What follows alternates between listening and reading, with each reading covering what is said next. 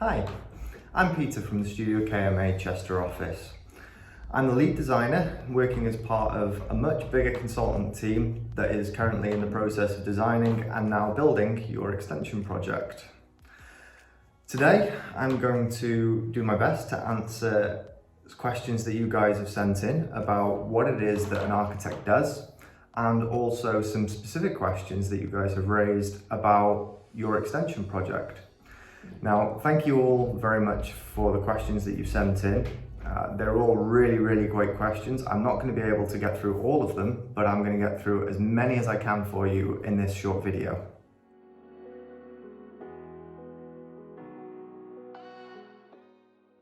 Okay, I finished my first degree in 2007.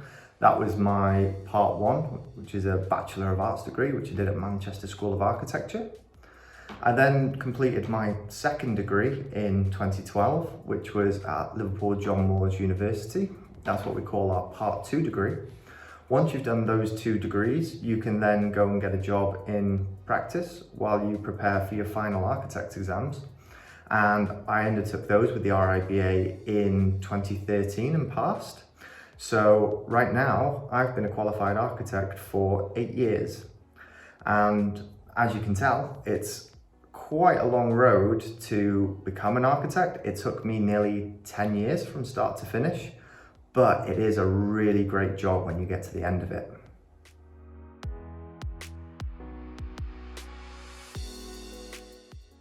So the reason for pursuing a career in architecture really is it's a really great creative career that allowed me to combine all the things that I really enjoyed: art, science, design and technology. It allowed me to mesh all of those things together into a career that is really interesting, really exciting, different every single day, and really rewarding to do as a job.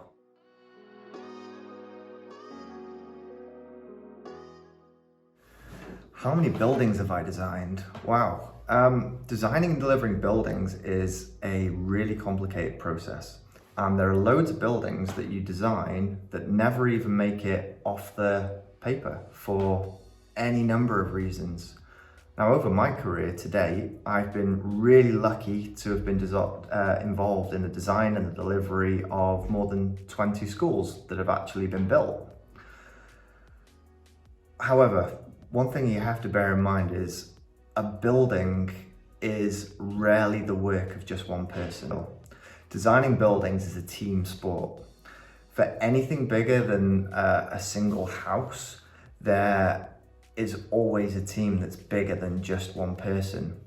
Even just in my office, there will be a senior project architect leading the team, and under them will be architectural technologists, architects and assistants that all work together to design and to document a project so that we can get it onto site and get it built.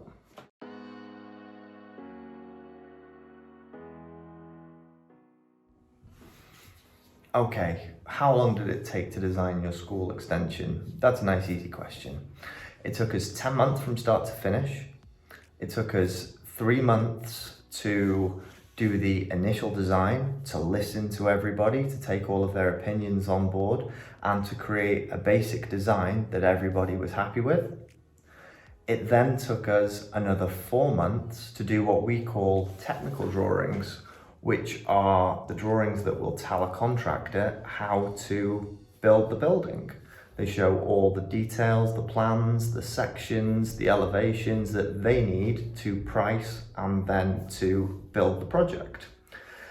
And then once all that is done and dusted, we then spend another couple of months talking with the contractors and all of their team to make sure that they have all the information that they need in the right order in order to build the building for you guys.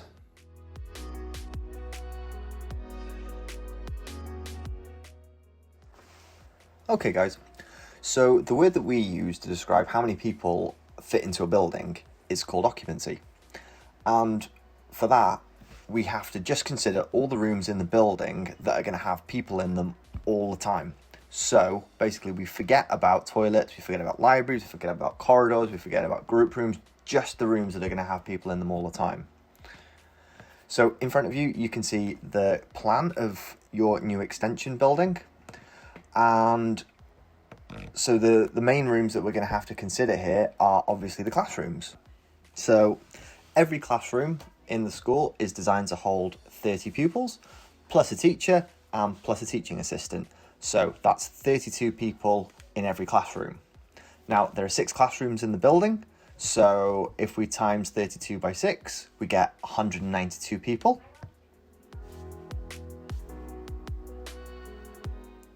Now, the other rooms in the school that we're going to have to pay attention to that are going to be occupied all the time are obviously the head's office, and that's one person because the head is always going to be in the school building.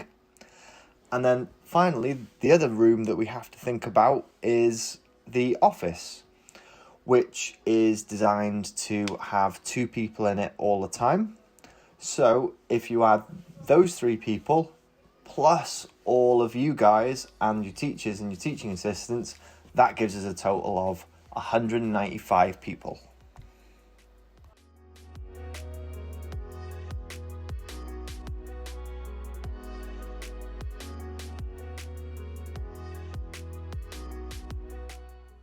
Okay, so is a building eco-friendly? Now, that is a really, really big and complicated question that actually has quite a lot of different answers to it, depending on your point of view. It can mean that when you build the building, you use materials that have what we call low embodied carbon, that not loads of CO2 is pumped up into the atmosphere in the production of those materials. It can mean that the building is really energy efficient, so isn't wasteful. It can mean that we've used natural materials rather than man-made materials. It can mean the things that we've put into the building are recyclable versus things that are single use and can't be recycled. It can be about how well a building fits into the landscape and how many different types of trees and flowers you plant when you do a project. And it can also refer to how long the building is designed to last for, so it doesn't have to be replaced for a really long time, because that is also eco-friendly. Now, because it's such a big and complicated question, I will just tell you about the things that we have considered when we were designing your school extension. Okay, so as architects, we have designed your building using something that we call a fabric first approach. And what that means is we make all the walls, the floors and the roof as good as they can possibly be before we do anything else.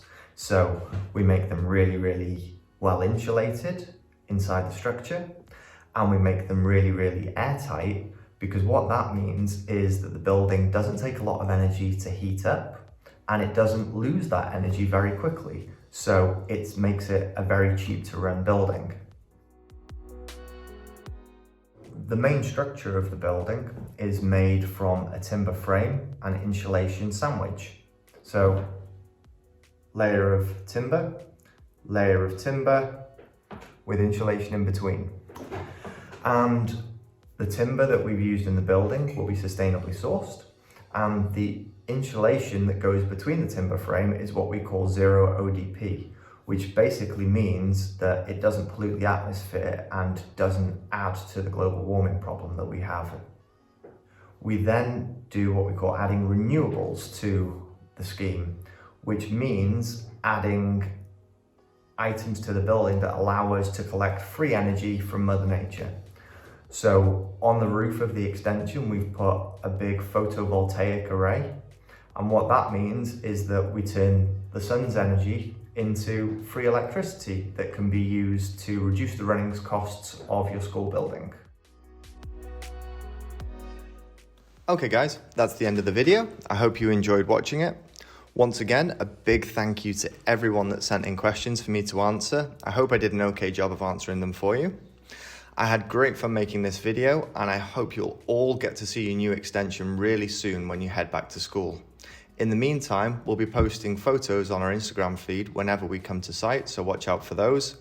Diolch am wylio, hwyl am y tro.